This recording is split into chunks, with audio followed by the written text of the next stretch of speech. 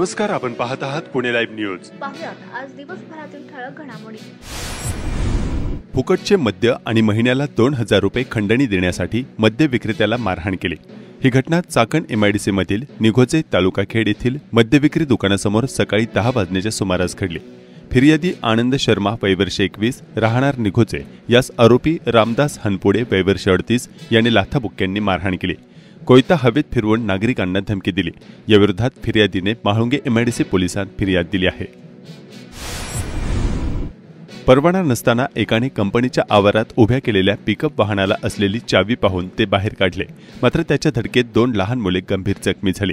त्यांची प्रकृती अत्यंत गंभीर आहे। चालकाच्या विरोधात म्हाळुंगे एमआयडीसी पोलिसांत गुन्हा दाखल करण्यात आला। ही घटना दुपारी 4:30 वाजण्याच्या सुमारास निघोजे तालुका खेड येथे घडली। सुशील कुमार वीरेंद्र सिंह राहणार निघोजे फडके वस्ती याच्या विरोधात पोलिसांनी गुन्हा दाखल केला आहे। आळंदी नगर परिषदेने नागरिकांच्या सुरक्षेसाठी महत्त्वाचे पाऊल उचलत हरिपाठ उद्यान, वाहनतळ आणि जलशुद्धीकरण केंद्रावर एकूण 40 सीसीटीव्ही कॅमेरे बसवले आहेत। नागरिकांच्या सुरक्षेसाठी काही विशेष ठिकाणी 16 सीसीटीव्ही कॅमेरे लावण्यात आले आहेत। याशिवाय नगर परिषदेच्या वाहनतळावरही 8 सीसीटीव्ही कॅमेरे बसवण्यात आले आहेत। या ठिकाणी यापूर्वी चोरीच्या घटना घडल्या होत्या, यामुळे वाहनांच्या सुरक्षेसाठी हा निर्णय घेण्यात आला। कडूस तालुका खेड येथील बाजारपेठ नजीक असणाऱ्या एका भल्या मोठ्या जुन्या वाड्यात भीषण आग लागली। कडूस बाजारपेठेच्या जवळ एक जुना पडका वाडा असून या वाड्याच्या चहूबाजूंनी मोठमोठ्या भिंती आहेत। आतमध्ये मोठ्या प्रमाणात वाळलेले गवत असल्याने मोठी आग लागली। भरवस्तीत गावात हा वाडा असून या वाड्याच्या चहूबाजूंनी नागरिकांची घरे असल्याने या ठिकाणी नेहमीच नागरिकांची वर्दळ असते। बुधवारी दिनांक 9 रोजी गावाचा आठवडे बाजार असल्याने नागरिकांची बाजारपेठेत प्रचंड गर्दी होती। दुपारी 2 वाजता आग लागली। आगीने भीषण रूप धारण केल्याने एकच खळबळ उडाली होती। ही आग नेमकी कशामुळे लागली याचे कारण नेमके समजू शकले नसले तरी अज्ञात व्यक्तीने कचरा किंवा गवत पेटवल्यामुळे आग लागल्याचा संशय व्यक्त केला जात आहे।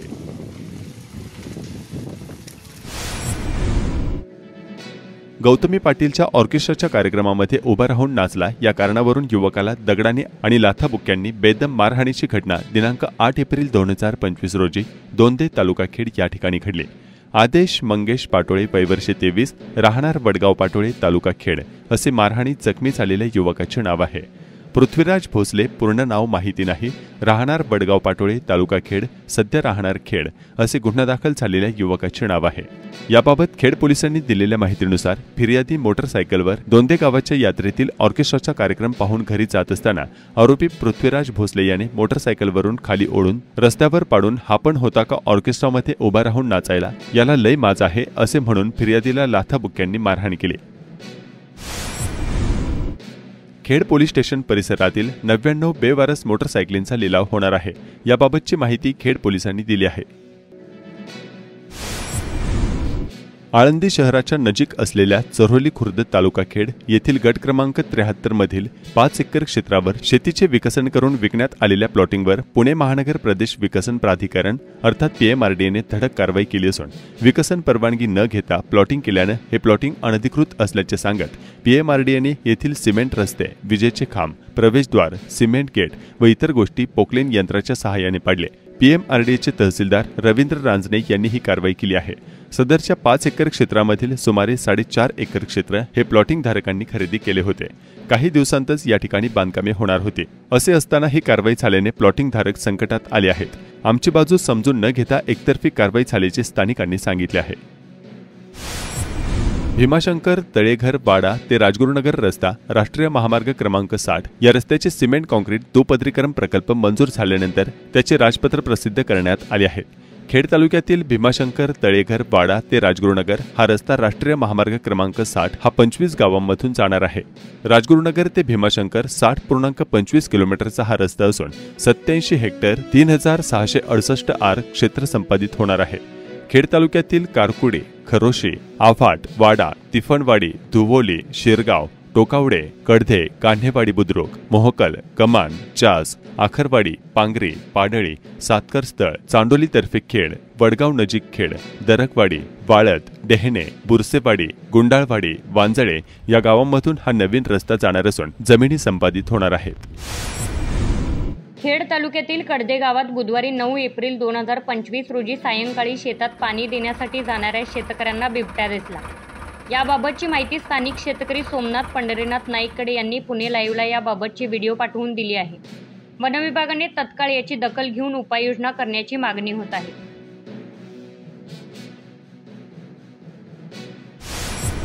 टोलघाटात एक माल वाहतूक ट्रक नादुरुस्त झाल्याने रस्त्यातच त्याचे काम सुरू करण्यात आले असल्याने वाहतुकीला मोठा अडथळा निर्माण झाल्याचे नागरिकांनी कळविले।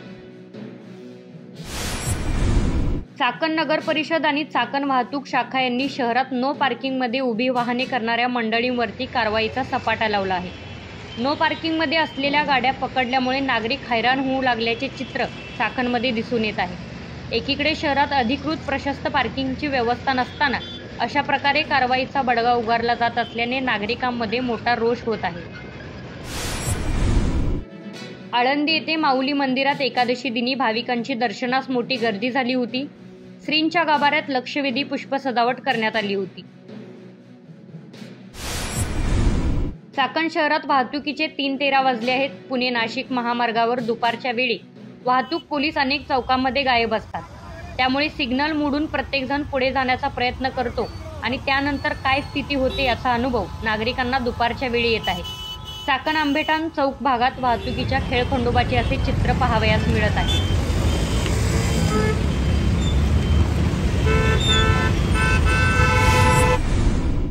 चाकण शहराचा कचरा खराबवाडी येथील दगडखानीत टाकला जातो। यामुळे या भागात मोठ्या प्रमाणावर वायू आणि जलप्रदूषण होत असल्याच्या तक्रारी करत स्थानिकांनी येथे कचरा टाकण्यास मज्जाव केला आहे। त्यामुळे गेल्या 2 दिवसापासून चाकणची कचराकोंडी झाली आहे। पालिकेच्या सर्व कचऱ्याच्या गाड्या भरून उभ्या असून नागरिकांनी घरात आणि दारात कचरा साठवून ठेवला आहे। या भागातील कार्यकर्त्यांनी कचऱ्याची वाहने अडवण्यामागची नेमकी कारणं काय आहेत याबाबत पुणे लाईव्ह सोबत बोलत असताना सांगितलं, जाणून घेऊयात। मी राहुल जाधव, बिरदवडी गावचा रहिवासी असून आज चाकण खराबवाडी असेल आणि बिरदवडीचा जो परिसर असेल त्या ठिकाणी चाकण नगर परिषदेचा जो कचरा टाकला जातो, तर या कचऱ्यापासून आमचा जो बिरदवडी गाव आहे आणि जो परिसर आहे त्यांच्या जे लोक आहेत त्यांच्या आरोग्याशी अक्षरशः खेळ केला जातोय। कारण हा कचरा दिवसेंदिवस वाढतच चाललाय, तर हा पेटवला जातो, तिथून दूर होतोय, त्या दूर सगळ्या श्वसनावाटा आमच्या नागरिकांच्या आरोग्यापर्यंत जातो आणि विविध प्रकारचे आजार आम्हाला त्या ठिकाणी जडलेत।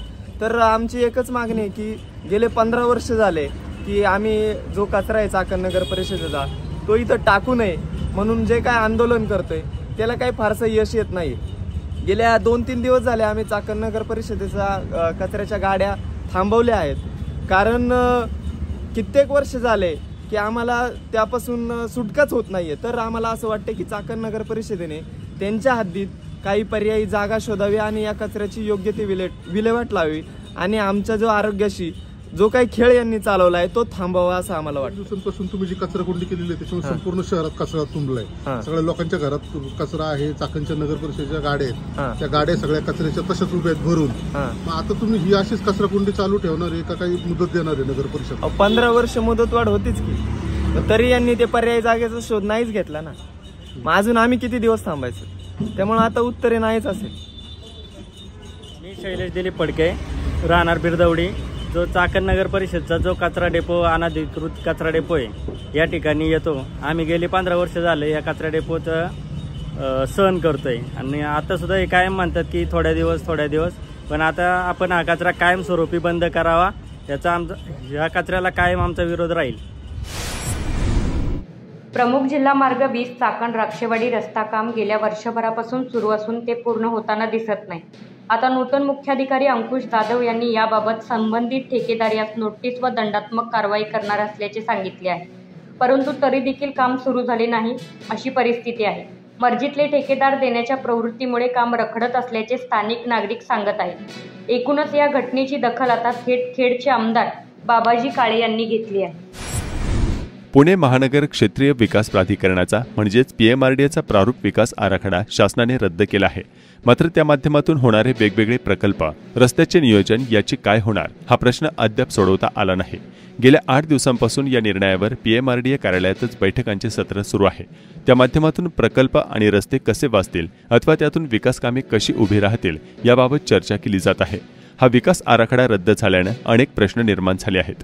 येथील पत्रकारांनी याबाबत काय सांगितले जाणून घेऊयात।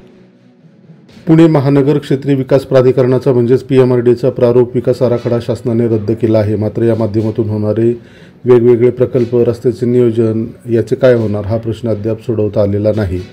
मागच्या 8 ते 10 दिवसांपासून या निर्णयावर PMRD कार्यालयात बैठकांचं सत्र सुरू असल्याचं समजतंय.